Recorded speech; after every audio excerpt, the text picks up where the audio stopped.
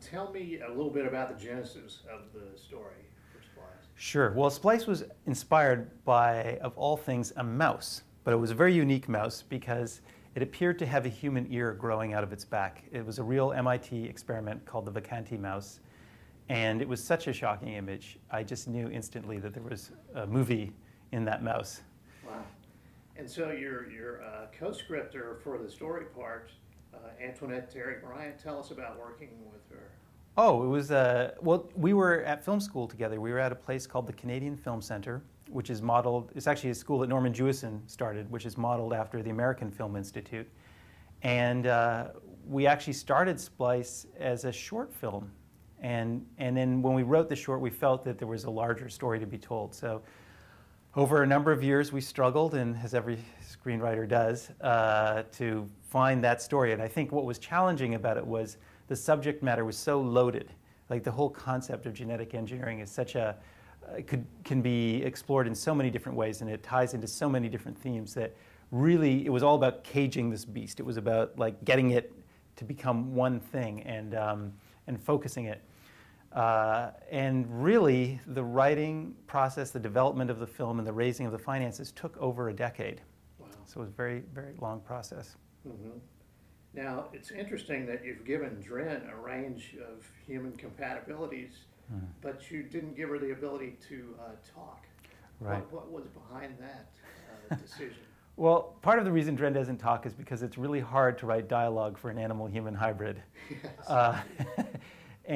But more importantly, I think that I didn't want the audience, and especially Clive and Elsa, the main characters in the film, to know what Dren is thinking. That she remains an enigma throughout the film. I mean, there are points where she's very childlike and we can relate to her. There are other points where she's actually quite alien and we don't know what she's going to do. And I think if she had the power of speech, that mystery would have been lost. Mm-hmm. Now, you mentioned Clive and Elsa, who are the parents of Dren. I think the story is as much about them, really, as it is about their biological creation. And it could have gone a lot differently if, for instance, Elsa didn't have this strong mothering instinct, right? I mean, was the story written with their particular characteristics in mind? Yeah. I think of this film, well, I jokingly, half-jokingly call this film my family movie, because it is, in a sense, about a family. It's about these two scientists who make this creature purely as a scientific experiment, but once it comes into the world, they can't help but develop an emotional connection to it. And then as it grows very rapidly, that connection and those emotions become quite complex. That for me was what drew me into this story. I think that's what makes the film unique and hopefully makes it transcend the creature horror movie genre. It really is an emotional film.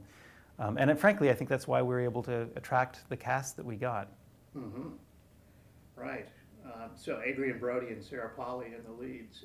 Right. How difficult was it to get them on board? It was really easy, actually. I mean, they were top of my list, and they both responded to the script. I think they're both very courageous, because their characters do some fairly transgressive things in this film. That they do. But to them, I think that was a plus, and I think they responded to as I was saying, the complexity of the emotions. There's a lot going on in this love triangle. And they were wonderful partners. You know, they really, if the film succeeds, it's because of them.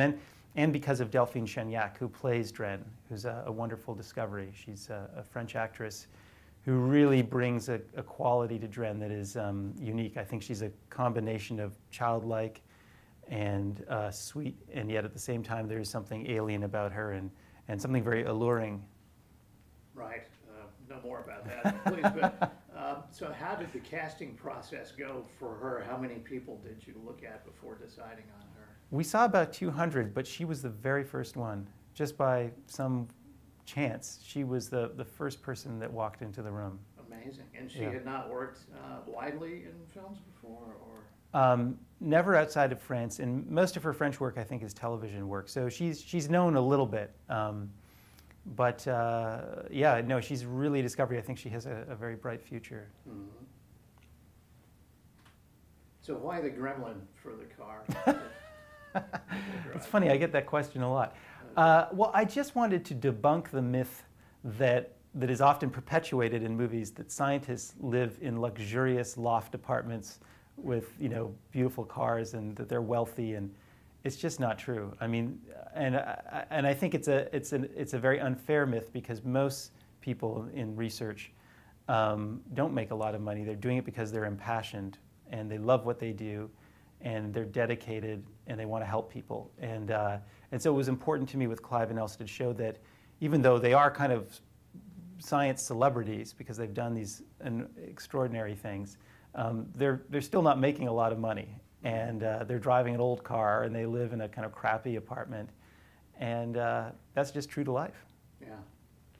So what's up next for you, Vincenzo, in filmmaking? Well, you know, the thing is, you have to spread a lot of seeds in this business. You have to pursue many things, because it's, for instance, Splice took, you know, over a decade to get made, and that's not unusual.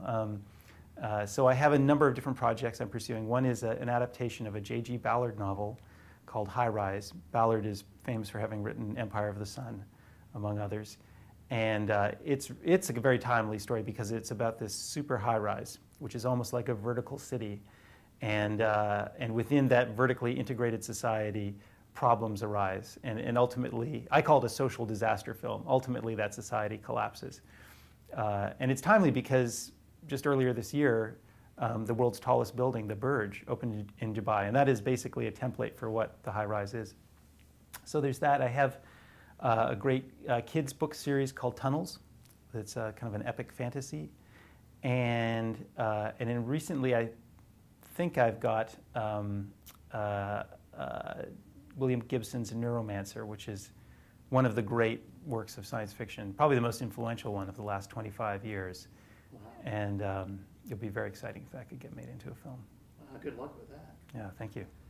So will there be a sequel to Splice? I mean, not to give anything away, but it certainly seems possible. Well, the door is open at the end. I mean, that wasn't my intention. I really ended the film. All my films end with a question. They all are somewhat open-ended. That's just what I like to do. And it seemed appropriate for this story. But never in my wildest imaginings did I think we would have a sequel. I mean, I certainly didn't expect to get the kind of release for Splice that we have now, which is, you know, major summer release. So I suppose it could happen. There could be a little more Dren in the world. After all. Well, thank you so much for talking with us. Oh, John, thank you. Best of Such luck. a pleasure. Yeah.